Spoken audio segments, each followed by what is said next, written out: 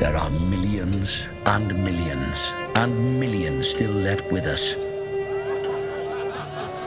with their lives, their hopes and fears, their suffering and chance of happiness all intertwined with our lives and with what we think and say and do.